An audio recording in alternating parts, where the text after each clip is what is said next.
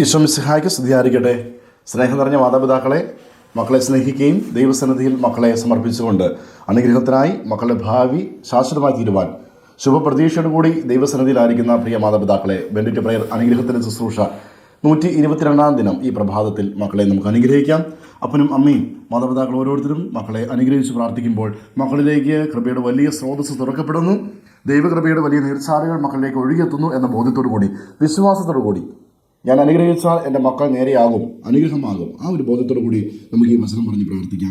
പ്രിയപ്പെട്ടവരെ, ഈ കാലഘട്ടത്തിൽ മക്കളുടെ എല്ലാ കഴിവുകളെയും, അവരിൽ ഉറങ്ങിക്കിടക്കുന്ന എല്ലാ കഴിവുകൾ ചെറുപ്പകാലത്ത് നല്ല രീതിയിൽ ഉണ്ടായിരുന്നു. എന്നാൽ വളർച്ചയുടെ പല കാലഘട്ടത്തിലേക്ക് മക്കളുടെ ഉത്തരവാദിത്തത്തിലേക്ക് വന്നപ്പോൾ തനിക്കുണ്ടാകുന്ന പല സാമർഥ്യവും കഴിവുകളും വേണ്ട എന്ന് വെച്ച് അതിനെയൊക്കെ മാറ്റിക്കളഞ്ഞ മക്കളുണ്ട്.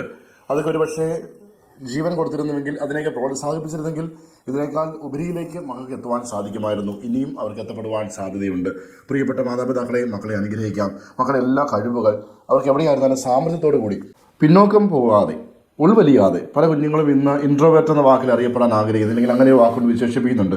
സ്വയം ഉൾവലിഞ്ഞു പോകുന്ന, മറ്റുള്ള സമൂഹത്തിലായിരിക്കുമ്പോഴോ സംസാരിക്കുവാനോ ഇടപഴകുവാനോ ഒന്നും പറ്റാതെ ഒരു പൊതുവേദിയിൽ എല്ലാവരും കൂടുന്ന സമയത്ത്, കുടുംബാംഗങ്ങൾ ഒരുമിച്ച് കൂടുന്ന ഒരു ഗ്യാതറിംഗ് ആകട്ടെ, ജോലി സ്ഥലത്തുള്ള ഒരു ഫംഗ്ഷൻ ആകട്ടെ, എവിടെയായാലും ഉൾവലിഞ്ഞുകൊണ്ട് മൊബൈൽ ഫോണിലേക്കോ അല്ലെങ്കിൽ ഒറ്റപ്പെടലിലേക്കോ എവിടെ ഒരു കസേരയിൽ മാറിയിരിക്കുന്ന കുഞ്ഞുങ്ങൾ ഈ ഒരു പ്രകൃതം മാറി സാമർത്ഥ്യത്തോടുകൂടി മറ്റുള്ളവർ പങ്കുവയ്ക്കുവാനും വിശേഷങ്ങൾ അറിയുവാനും സ്നേഹം പങ്കിടുവാനും, അങ്ങനെ ഒരു കൂട്ടായ്മയുടെ മനോഭാവത്തിലേക്ക് മക്കൾ വരുവാൻ, വീടിനുള്ളിൽ കഥകടച്ചിരിക്കുന്ന മക്കളുണ്ടെങ്കിൽ അവരൊക്കെ മാറി ഒരു കൂട്ടായ്മയുടെ അനുഭവത്തിലേക്ക്, കുടുംബ പശ്ചാത്തലത്തിൻ്റെ കൃപയിലേക്ക് വരുവാൻ നമുക്ക് അവരെ അനുഗ്രഹിച്ച് പ്രാർത്ഥിക്കാം. ഈ ന്യൂനതകളും ഈ കുറവുകളെല്ലാം മാറി മക്കൾ കൃപയുടെ മക്കളായി തീരട്ടെ.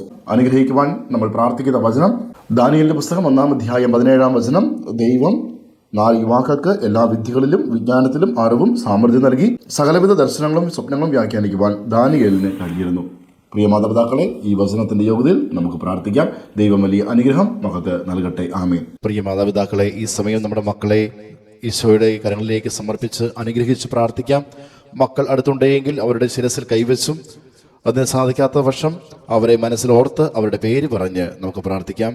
ഈശോയെ, അവിടുന്ന് ദാനമായി നൽകിയ ഞങ്ങളുടെ മക്കളെ അവിടുത്തെ തിരുഹൃദയത്തിലേക്ക് സമർപ്പിക്കുന്നു. പിതാവിൻ്റെയും പുത്രൻ്റെയും പരിശുദ്ധാത്മാവിൻ്റെയും നാമത്തിൽ അപ്പനായ അമ്മയായ ഞാൻ എൻ്റെ മകനെ, എൻ്റെ മകളെ അനുഗ്രഹിക്കുന്നു. കർത്താവായ ഈശോയെ, കൃപയോടുകൂടി മറ്റുള്ളവരുമായി സ്നേഹത്തോടുകൂടി സംസാരിക്കുവാനും ഇടപഴകുവാനും ഒറ്റപ്പെടലിൻ്റെയും ഏകാന്തതയും ഇഷ്ടത്തിൽ നിന്നും കൂട്ടായ്മയിലേക്ക് കടന്നു വരുവാനും, അങ്ങനെ വലിയ കൃപയുടെ മക്കളായി തീർന്നുകൊണ്ട് സന്തോഷപ്രദമായ ജീവിതം നയിക്കുവാനും ഞങ്ങളുടെ മക്കളെ അനുഗ്രഹിക്കണമേ. ആമേൻ. യേശുവേ നന്ദി. Hallelujah, hallelujah, hallelujah.